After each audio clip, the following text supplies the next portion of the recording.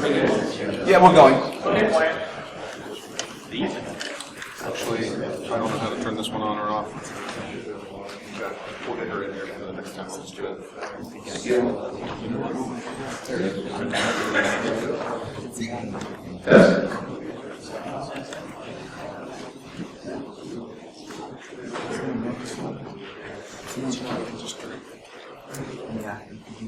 Okay, let's go ahead and get started.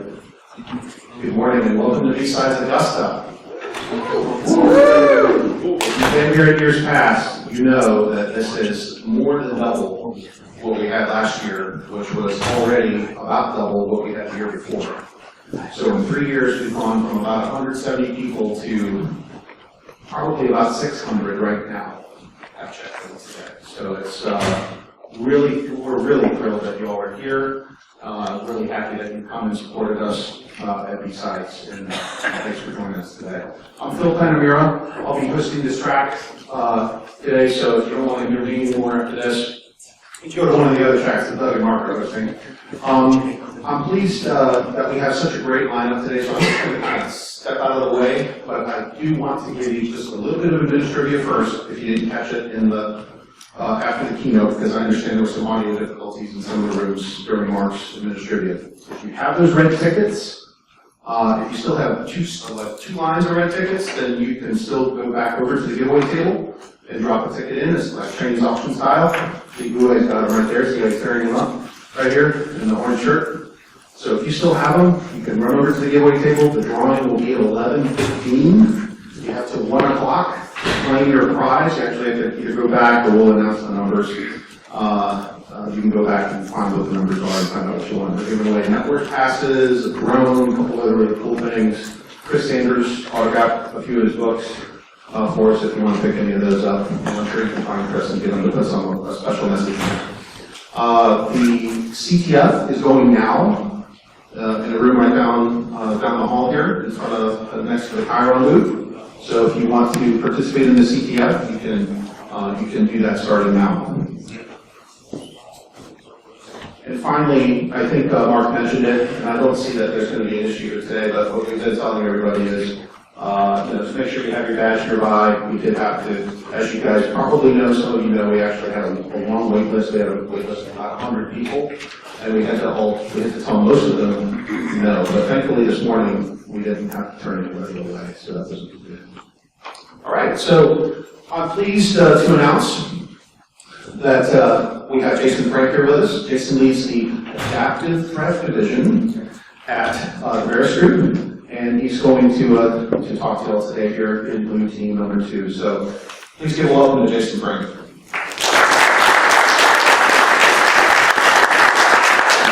Thanks, Philip, and thanks to BSides crew, Mark and Philip and Lawrence and a lot of the guys who put a lot of effort into growing this conference over the past couple of years. This is our second year, actually, attending the conference as speakers, and it's great to see the growth just kind of taking off, especially in this area. Today what I'm going to do is I'm going to talk to you about some of the stories and some of our approaches. I am a pen tester by trade. I actually want to run a group at this point of about 20 different testers, a company called Veris Group based out of the Northern Virginia area. We have exposure into a lot of the civilian government agencies as well as a lot of the Fortune 500 commercial companies as well. So we see a lot of different network environments. And what consistently comes across is during the outreach, when you go and you do the test, you run around the network, and then at the end of the test, you're usually briefing your findings. What consistently comes across is the blue teamers, the defenders. They're saying, hey, I didn't even know that this portion of the network exists, or I didn't know that we had this box here that was severely out of date, or I didn't know these credentials were out there. A lot of these things, as pen testers, we leverage in order to run through your network and hopefully obtain the data or the crown jewels that we're going after. So what we've done internally, and a lot of this is for our benefit, is we've developed a bunch of tools, scripts that we use on the red teaming side that we put out for free, open source, and our target audience initially was other pen testers. However, we do recognize that the blue team, the defenders, also need some help. And so what I'm going to do for this talk is I'm going to show you some of the tactics that you can use as defenders to help secure your network so that the pen tester that you bring in has a little bit harder of a time once they get there. Okay? Again, a little bit about me. On Twitter, it's Jason J. Frank. I'm a Black Hat trainer, teach the adaptive pen testing course, and probably have every single pen testing certification that's available. Some are certainly better than others.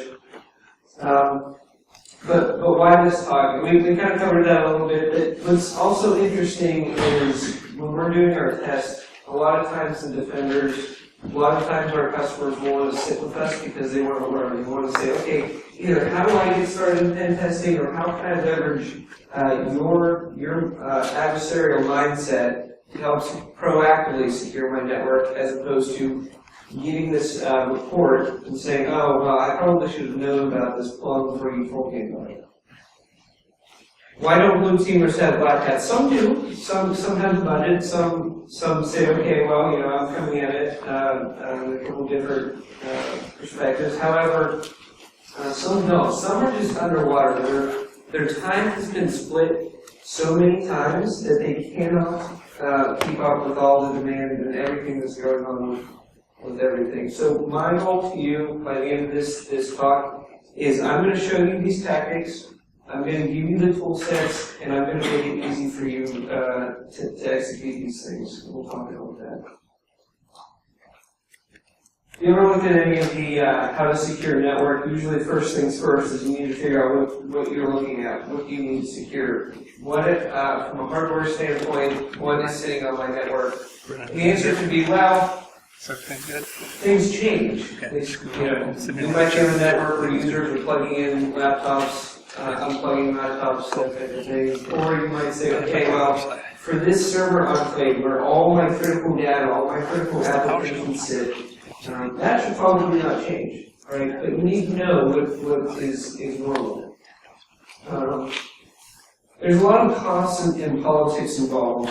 A lot of times when I talk to defenders, they say, well, Jason, I want to be able to do better, and I know that I can do better. It's just I have heard from upper management that they will not allow me to do certain things, whether it's political or because they don't have the budget to do so. As an attacker, what I want to do is I have to come in for a pen test, and usually my pen test is going to be anywhere from 1 to 2 weeks. And so with that time frame, I have to drop in on Monday, become an expert on your network on Tuesday, and then use that expertise to hopefully build an attack chain and get to crown jewels by Friday. So that's 5 days to completely understand, digest that information, and make it useful from that perspective. And so you look at the blue team and you say, okay, well, you know, this is your life, this is your baby, you know, why do you not understand everything that's going on in it? Well, you know, that was my first kind of approach to it, but the reality of the situation is that there are a lot of factors on defenders that don't allow them to do this. Usually what happens with my team is they have this adversity to doing anything that is tedious, anything that clearly could be automated. I gave the data, there's a nice little graphic that represents this, but from an offensive side, the lines of code that you have to write to be effective in your job is a lot less than the lines of code you have to write as defenders, because as defenders you have to be right 100% of the time. As attackers, my job's easier because I have to be right 1% of the time. So what happens is a lot of these tool sets that we write are we put out there open source, we put them out there, and the cost to the defender, if they choose to use these tool sets, is going to be their time. So they are available for anybody to use, regardless if it is pen testing or defending. I will say that the other thing about these tools is that typically they are just doing calls, discovery calls that are normal, and so they're not going to be disruptive. And that's crucial because as a defender, you don't want to do anything that operationally impact your network. Our tool sets, a lot of them focus on Windows, and the reason for that is because does anybody here know what the most common method for getting into an organization is today? I heard phishing. That is correct. So instead of banging against your boundary, most people, it's 2015, most people discover what a firewall is. Phishing allows you to send an email in, sometimes with an attachment, sometimes with a link, and compromise the weakest link in the chain. People, right? And so what we do is when we land our phishing attack, we're usually landing in a Windows environment. Why? Because Windows is typically what user resides in. And Windows also allows us to get the access we need to the NIC side, to the databases, that type of thing. Because typically those admins, those database admins, those NIC admins likely have a Windows side or Windows console that they have data on that people manage.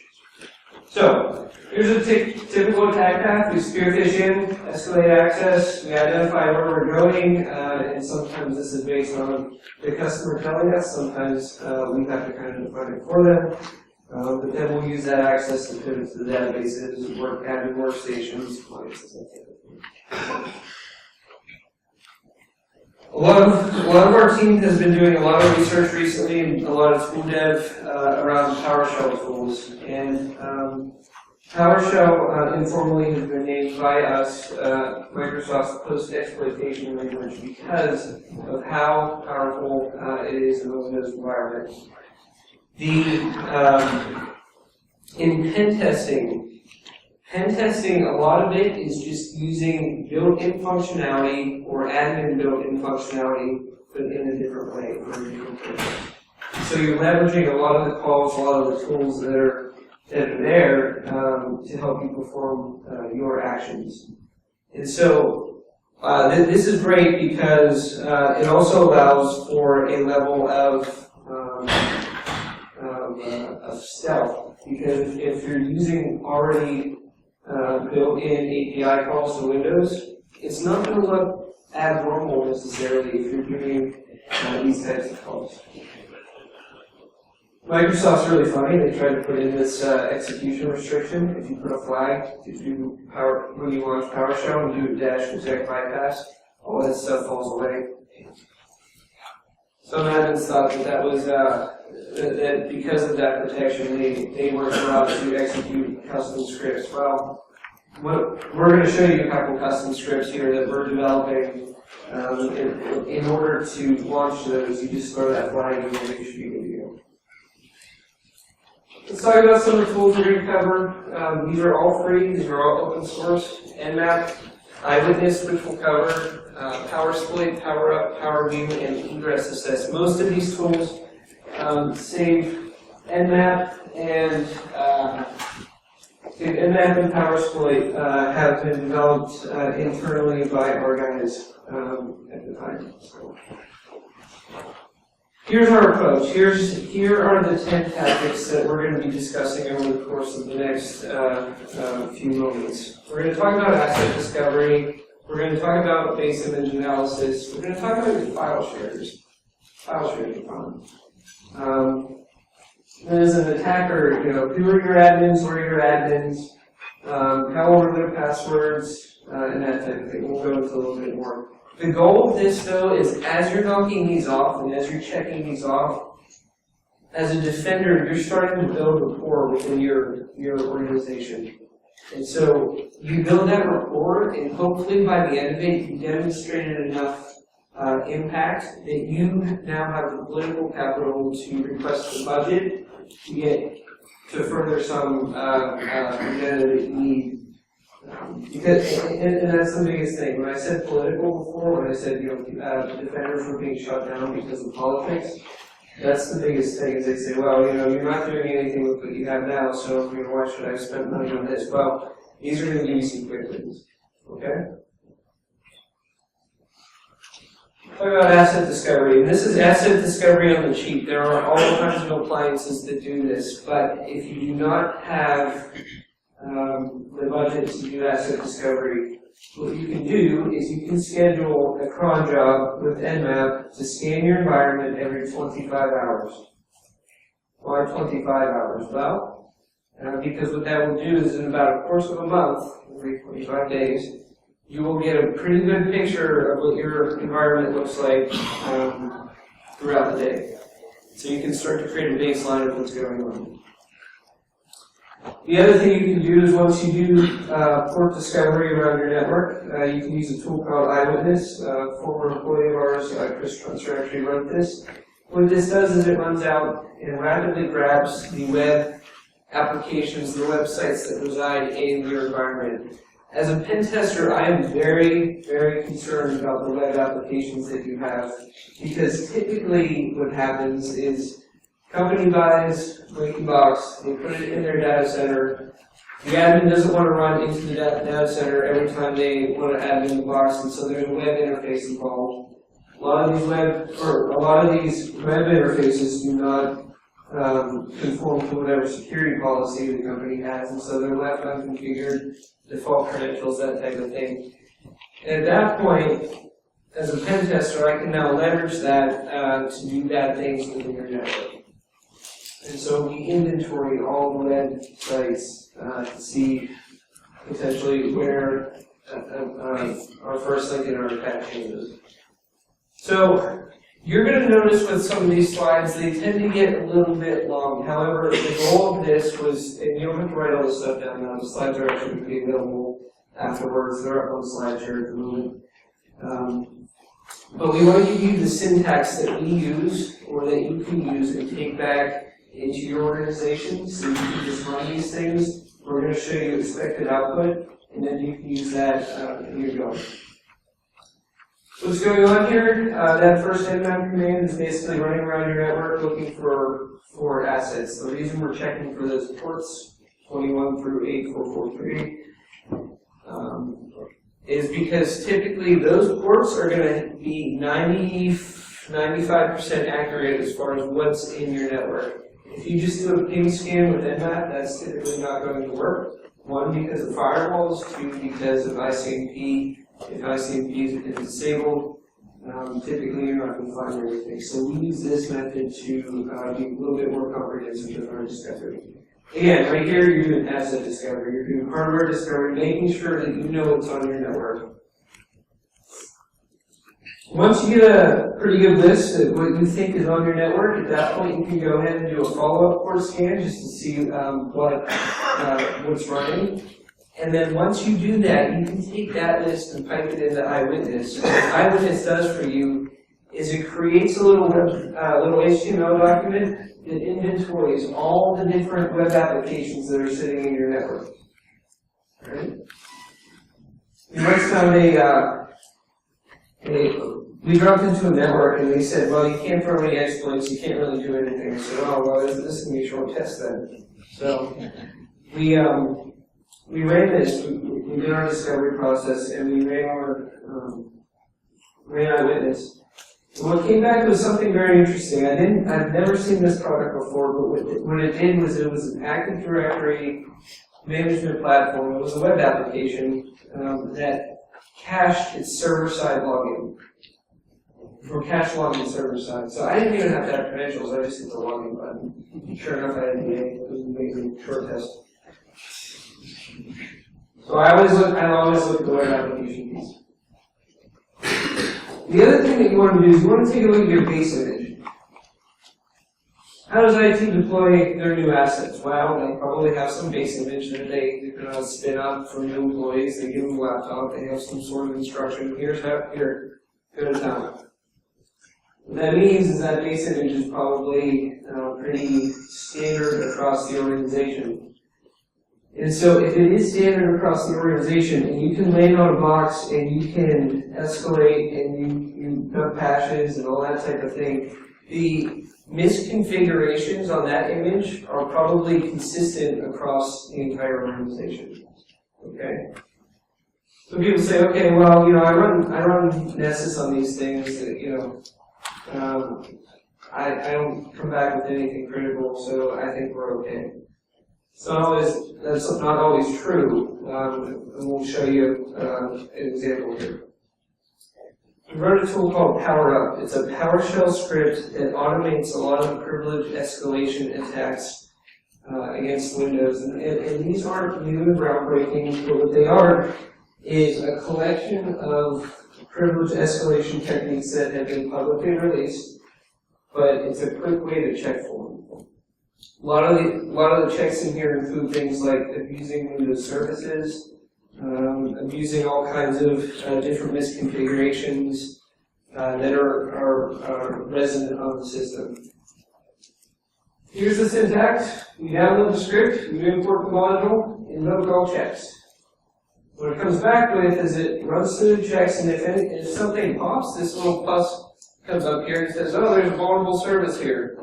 Now, in a pen test, this is helpful to me because this is the weaponized commandlet that allows you to take advantage of this service. However, for you as a defender, you'll know that this one service has a problem. Typically, I see, what was the last one I did? Lotus Notes. If anybody still uses Lotus Notes, good luck.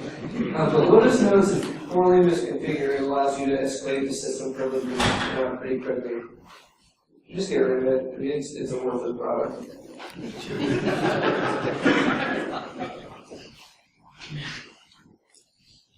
Open file shares are my favorite because usually they're kind of a back pocket method we use as pen testers. I was in a banking environment one time, and they had everything pretty well locked down. They were using a VMware thin client system, provisioning system.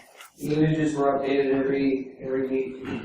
And what happened there is they actually had firewall rules set up that wouldn't allow the workstations to talk to each other, which is great. Because if I can spearfish in, I can't spread.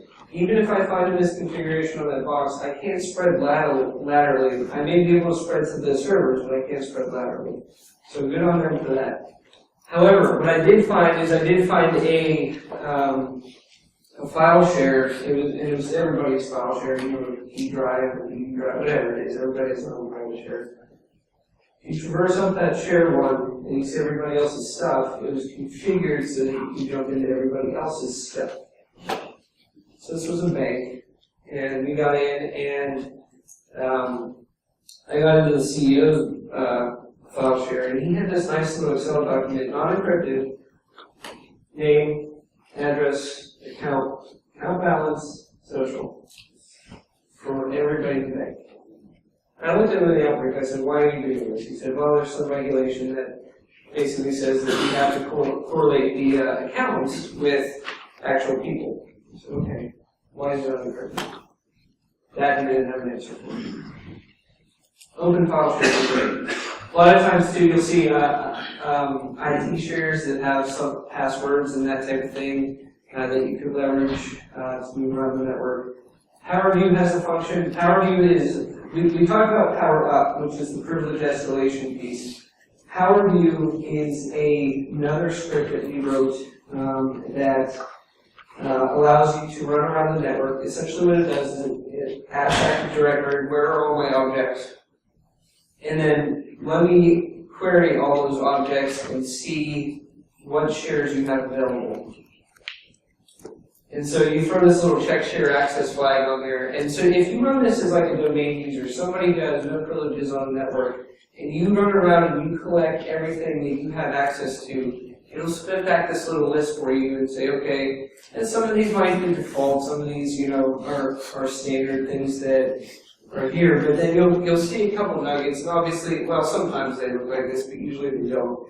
But there's usually always something that's going to allow you to, maybe it's a config file, maybe there are SSH keys that are leveraged that you can use to spread it in the network.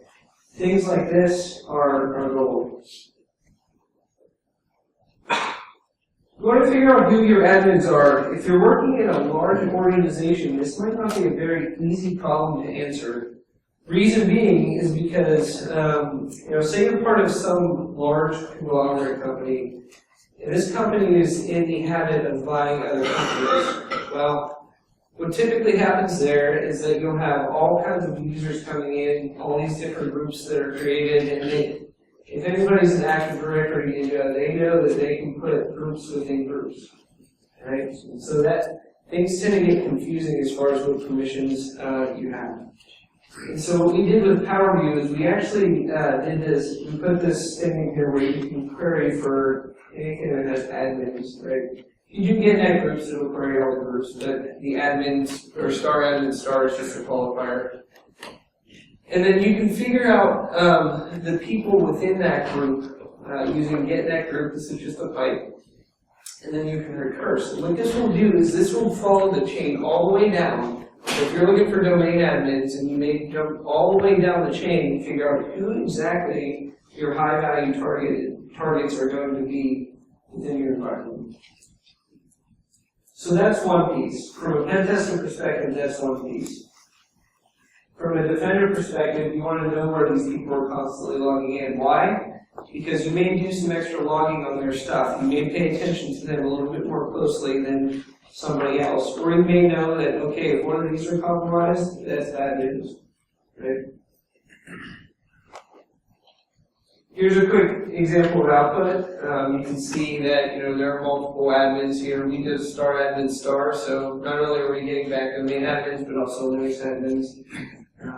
And again, that's one piece. Who am I targeting? The next piece is going to be, where are these people? So for almost every engagement as a pen tester, we go hunting for sysadmins. What that means is we take a look and see, okay, well, if we can pivot around, if we've demonstrated that we can move around your network, we're not just going to blanket spread across your network. One, because that's noisy. Two, that leaves a lot of artifacts. But what I want to do is I want to say, okay, if I'm at my box and I've escalated, now where do I go? Well, I'm going to go after the admins. And so at that point, what I'll do is I'll go hunting. So this is my favorite function within PowerView. It's invoke user hunter. And if you add this little tag show all flag, what this does is it shows you, it goes up to Active Directory and says, where are all my objects? And it queries all those objects over SMB. And remember, you can do this without being an admin. Any domain user can do this. Okay? Where are all my objects? I'm going to query all those objects over SMB. Who's logged onto the box currently? If you run this during the day, it's helpful. Who's logged onto the box currently? So you know not only where your admins are sitting, but you also know where everybody else typically sits. It kind of helps you build this data repository of what's going on. Who's assigned to what IP address? So this is what you get back. You say, okay, well, this person's logged in here, here, here. A lot of times you'll see sessions and file servers from other people as well. But yeah, nice little list for you. Again, and you guys might be saying, okay, well, there are appliances that do this. Yes, that's true. But this is kind of free and on the cheap for you. Stale password reuse. The reason this is a problem from a pen testing perspective is typically these appliances that come in and are supposed to do maintenance in your network will introduce a service account into your Active Directory infrastructure. These service accounts typically don't change passwords because, well, that would cause too much work. So those service accounts by design are supposed to run around your network and perform maintenance on these endpoints. So you have elevated accounts running around doing maintenance on the endpoints automatically.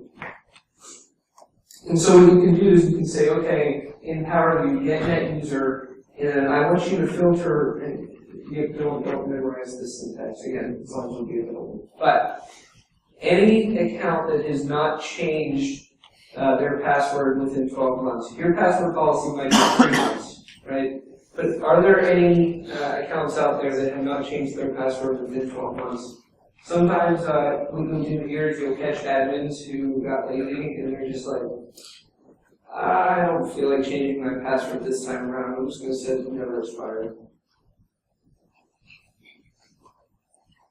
So this is what you'll see. You'll see service accounts and that thing. I talked about a little bit about before, companies buying companies. Well, in an Active Directory infrastructure, typically what happens is you take this behemoth of a domain over here, and this other behemoth of a domain, and you put them together. And it's you create what's called a trust. And you can do very interesting things with trust. And yes, there's different settings. You can do one-way, two-way, transitive, non-transitive. However, if you can leverage trust as a pen tester to compromise other companies.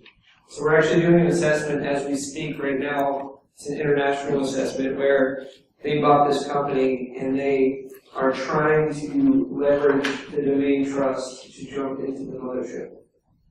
We got it like 2 days ago, I think, so we were successfully able to do that. Here's the syntax, import PowerView, and then you can map your domain trust. What's interesting with this one, though, is you can output it to a CSV. And then you can use YED, I'll show this to you too. You can use this to kind of map out your network. All you have to do is import the CSV into YED, and this is what it will do. So if you start, say you drop into corporate over here, and your crown jewels are down here, you can go up, down, cross into the other company, and then move your way through until you get to the crown jewels. This is something that we will very regularly execute in a period of about 2 to 3 weeks.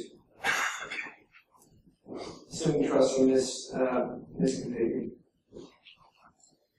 You can add in your DCs. Obviously, domain administrators, obviously enterprise admins, but there also can be other admins of your DC. So if you can compromise a DC, you have the domain. I'll show you this in a second, but get domain controllers and then get net local group. What this will do is it will return output to you. You'll see things that you would expect, like the administrator, there might be a local administrator, EA, DA, but sometimes admins will go ahead and just add themselves into the built-in administrator group, which allows them to log directly into the domain controller. Group policy preferences are fun. Typically what this does is it allows defenders to admin their endpoints. What's interesting though is with GPP, it actually puts out these XML files that are available on the DCs, and there are encrypted credentials in those files, those XML files, both usernames and passwords. The problem with that is that Microsoft, in its infinite wisdom, published the key to decrypt these things. So what you have to do is you have to go find them and then decrypt them, and then all of a sudden you have local admin passwords for across the network. As defenders, again, if this is something you're seeing in your network, get rid of it. There are patches available, and there's write-ups on how to roll that stuff. Again, PowerSploit is different than PowerUp and PowerView. This one was not written by us. But if you get GPP passwords, it's going to hit all the DCs and collect these files and decrypt them, and voila. You have usernames and passwords for across the network. These are simple things, and you'll notice too that most of everything that I showed you up until now has just been querying information. and then correlating it, right? It's non-intrusive. These tools are free, right? And a lot of these things, a lot of these queries can be done in the background while you're at your day job. The last thing I want to show you is a little bit beyond that. It's looking at border egress. Excuse me. We go into a lot of companies, and we've actually gotten a lot of attention recently from some healthcare companies because of the Anthem breach. But what they want to know is are we going to be the next Anthem? And so what we've done is one of our guys at the time, he wrote a tool. It's called BSidesAugusta. And what this will do is when we get to the point in the engagement where we know that we have the data, we're not going to sit there and actually exfil your data across your country to somewhere that you don't control, because customers typically get a little upset about that. So what we will do is we will generate data that looks like that data, and then we'll attempt to egress that out. And what we're looking for is seeing if your DLP solutions are actually doing what they say they do or what you paid them to do. I actually had an example one time where we were exfilling social security numbers, and they had a DLP solution in place, so they were actually pretty audacious about it. We were like, oh yeah, I'll catch it. Well, sure enough, we had gigs of social security numbers come out of their network undetected. And when asking them about it, they said, well, it wasn't preceded by SSN colon. I said, well, that's a simple regex. You better go back to the drawing board on that one. So, but at the end of the day, there are these DLP solutions out there, and there are blind spots that often exist. So you want to make sure that you do that. BSidesAugusta is out there. It works on a client and server model. And so if you get like a DPS, like on Amazon or wherever, you can set up a server out there listening, and then on the client, what you can do is you can generate data and then upload the data. It has the ability to do credit cards, socials, it has the ability to put together a full profile, name, address, that type of thing. And these are all random, it's all random data. And then exfil that out and see if your DLP solution is catching it. It has the ability to do multiple protocols, HTTP, FTP, SMB, a few other ones too. Can't see this really well, but this is hopefully what you should be seeing, is you should see an alert, sensitive data coming out over the wire and the data contents. One, you're testing the fact that your technical capability can see this stuff, and then two, you're testing that you have a process in place to respond to this type of thing. So, just to kind of wrap it up, I have given you these 10 different tactics that, from a pen testing standpoint, can easily be translated into the blue team side. You'll notice that a lot of this is recon and discovery. And so by having that information and knowing what you can protect or what you need to protect is going to allow you to do a lot better of a job and hopefully make the pen tester's life a little harder once they get into your network. They're repeatable, you can schedule them to run consistently, and you can run it in the background, so you don't necessarily have to be there monitoring most of these things. And these are free. Everything I've showed you is free, because we know budget is a concern, and we know defenders, are operating on a budget. And finally, again, these are going to give you a lot of quick wins so that you can start getting that report together so you can actually make some impactful changes in your organization. So I'll take questions. I don't know how much time that we have, but my contact information is there. On our website, verisgroup.com, the resources, we have all of these tools here, and write-ups and things like that. And I'll show you real quick, under our resources, right. I've been told I have to get off private. Under our site, we have all these tools that are available for download. You can just go here, you can get them on GitHub directly, or you can just download them, as well as some of the blogs and things like that. So, with that, I'll open it up to a couple of questions. I think we have a couple of minutes for those. Yeah, You have tools tools or any advice for Mac-centric environments? Mac-centric environments. A lot of times, so the question was, do you have any tools for Mac-centric environments? A lot of times what I will see on the Mac side is they will somehow be linked into the Active Directory side, so there is some cross-pollination over there. We, as pen testers, in most corporate environments, we haven't come across too many Mac, full Mac environments, so we haven't made a lot of progress there. Sorry. Any other questions? Yes. You said slide video, give an address for that or a website where you're from? Did I not put them up there? Yeah, One you slide hit 'em. back. We're also gonna post all the talks on YouTube, so you'll get those. This is the Blue Team Handbook Incident Response Edition. Any other questions? See, everybody's starting to ask questions. You're like, oh, there's prizes involved for this. Any other questions? Yeah. You talked at one point about being noisy. So Yep. as a pen tester, are you usually given direction to not be noisy, or is the user population notified that, hey, we're having a pen tester? How's it normal? Sure. So the question was, we talked about being noisy. Is your goal to not be noisy, or are users notified? It depends on the case. Typically, when we perform pen tests, they're a week or two long. And so they're what we call smash and grab tests. And what we tell people is we say, okay, well, we're only here for that week, and so we need to be, we can't worry about being stealthy necessarily, because attackers are going to have a long period of time to do what they need to do. We do offer a red team service that does incorporate things like staying in memory, staying off disk, and doing everything to kind of evade some of the things that are coming. So that we kind of term pen testing and red teaming as two separate services.